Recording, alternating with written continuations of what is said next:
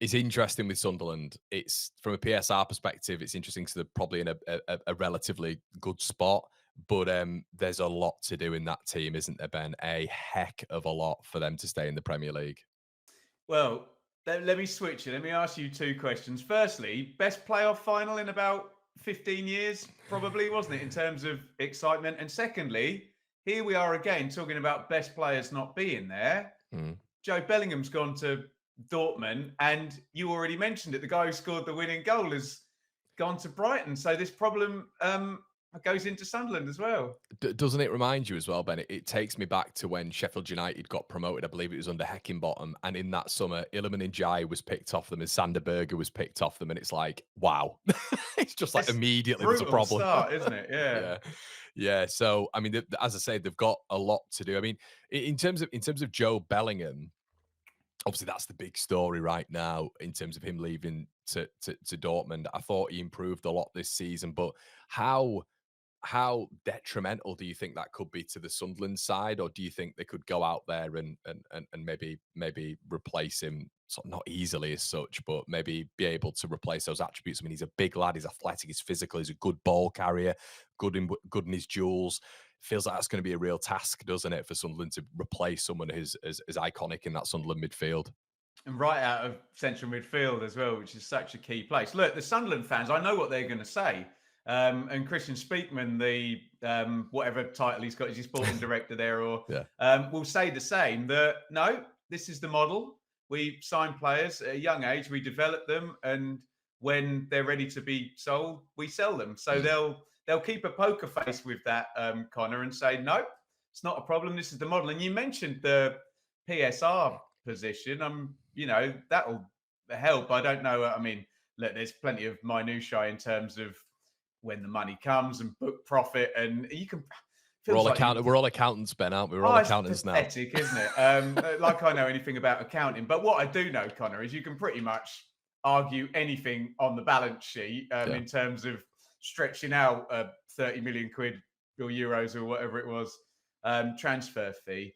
It's a big loss, isn't it? But if you were going to trust any of these three teams going up to very creatively pull out of their backside someone we've never heard of and develop them, it would be Sunderland. But Connor, how much harder is that to do?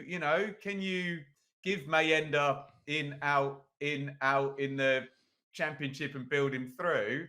You've got fewer games and much harder opposition in the Premier League. Are Sunderland one of those similar to Ipswich, where it's one of those conversations of they've gone up too soon? I mean, you cannot. Yeah, right. I hate that because you go up and it is such a massive financial tick box, isn't it? You've done incredibly well to get up. There's a huge boost, huge morale boost, but you get up there.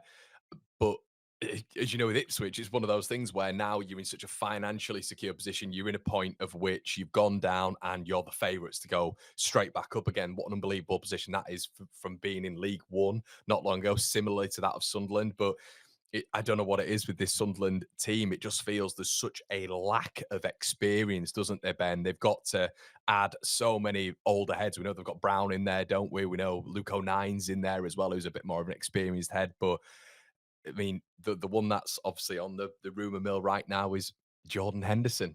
I mean, what a story arc that would be. Ajax apparently have said he's free to leave. Tommy Tuchel said to get back in the England side needs to be playing Premier League football. Could be the perfect story, couldn't it? Yeah, and from what you hear, I saw Thomas Tuchel do a long thing. I was doing a washing up listening to him the other day, and mate, he should be Jordan Henderson's agent because Yeah. he sold Henderson basically as, if you've watched The Last Dance with Michael Jordan, as basically Michael Jordan coming in and raising the level of everybody in training. So I don't think that would be a bad standard. Here's something that really annoys me though, Connor. The Sunderland fans are going to get sick to death of hearing about Premier League experience. And yes, you might be able to get it with Jordan Henderson, who's played at the club before and is, I don't know how old he is, what, like 35 or 36? 34, I think. There you go. So 34 years old. So you might be able to get it there.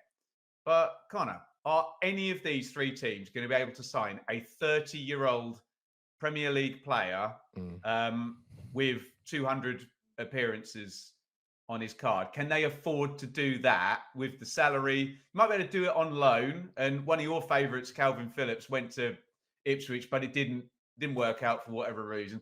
Luton struck gold, didn't they? Ross Barkley, what a signing!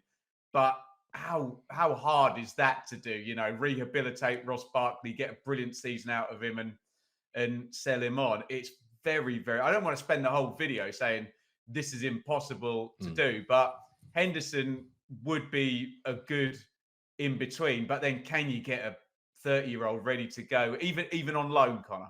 Yeah, it's the balance of like the most important position for me, the midfield in the Premier League. I think games are won and lost in that midfield, and it's just getting that balance right when it comes to certain players in there who are going to be available and dependable throughout the year and are going to perform. I know they've been linked to Tommy Doyle as well, which don't mind. Tenacious, is experienced in the Premier League once again, is looking for a new move as well. I think they're linked to a lad called Charlie Gray in the City Academy as well, who's apparently got big things about him. But once again, it's delving into an 18 and a 19-year-old player, of which Sunderland have got a lot of inexperience. And I think for me, a little bit of a, when we use that word again, the blueprint is for Sunderland to just add that experience and add obviously quality in there as well, and be able to get into a low block as well, Ben. I think Sunderland and Leeds and Burnley are going to have to get used to going direct. They're going to have to get used to not playing out from the back, and they're going to have to get used to maybe suffering a little bit in these games. But you are right when it comes to these 30-year-old footballers.